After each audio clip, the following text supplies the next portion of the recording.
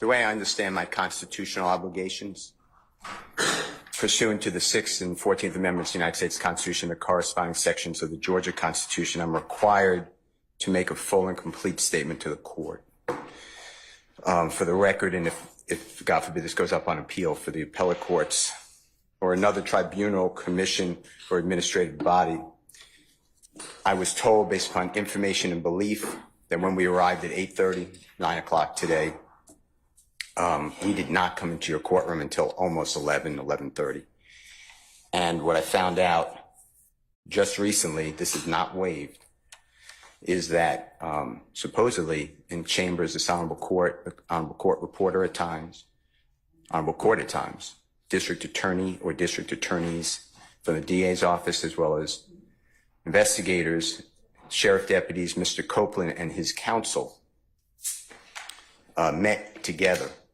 None of the defense team, to my knowledge, was aware that this was going on. It was told, based upon information belief, that it was told to the district attorneys that Mr. Copeland intended to plead the Fifth Amendment. Then I was told, based upon information belief, that Adrian Love, the lawyer for Mr. Copeland, and this court were together, and Ms. Love made representations that John Melnick supposedly spoke with some attorneys for the accused and wrote an email to Ms. Love, to Adrian Love, stating that Mr. Melnick does not represent the witness, and that Mr. Melnick wrote an email saying F you, and then somehow that email was CC'd to me. That never... Mr. Steele, can I interrupt you for just a second? I'm kind of disturbed because that's ex parte. All that was an ex parte conversation. How did you find out about any of that? Well, I'm disturbed too. And the reason I'm asking you a question. How did you find out about it? I'm going to ask you the question. Okay. Scuttle, if you look at SCUDDER versus State, which is 298 Georgia, 438, it's Division 2, 782 Southeast 2D 638, 2016. Our highest court says when a court meets, because Mr. Copeland comes in, meets with the court supposedly made statements, which I assume is somewhat accurate based upon what you just said. We're entitled, Mr. Williams and every other person wrongly charged here is entitled under the Georgia Constitution to be present. That's a critical stage. It's just like when you meet with me, and you and Mr. Adams meet with me, and others have met with me. It's those are ex parte for a lot of different other reasons, but I will certainly note that for purposes of record. Well, I'm going forward. What I was told was that Mr. Copeland said... And you haven't answered my question yet. I'm not going to answer that question.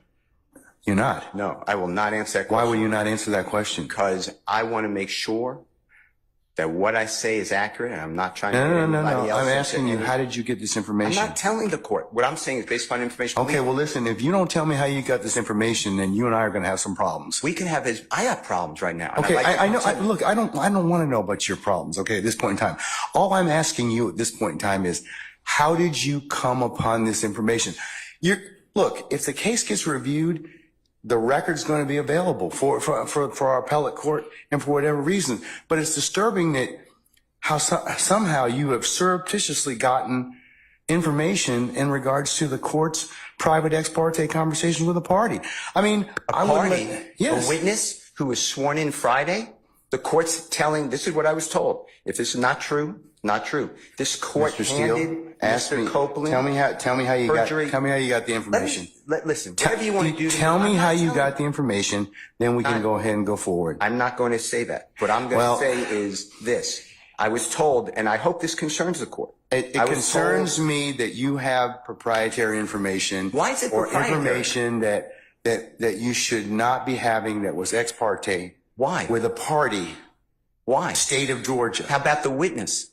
How about Mr. Copeland, who supposedly announced he's not testifying and he'll sit for 2 years, and then supposedly this honorable court, or excuse me, let me rephrase that. This court supposedly said, I can hold you until the end of this trial. Ms. Hilton supposedly said, actually, all of the defendants and then all 26 people are disposed of. If that's true, what this is coercion, witness intimidation, ex parte communications that we have a constitutional right to be present for. So I understand that you're upset towards me, but I don't know what I did. Mr. Steele, I still want to know, how did you come upon this information? Who told you? What I want to know is why wasn't I there?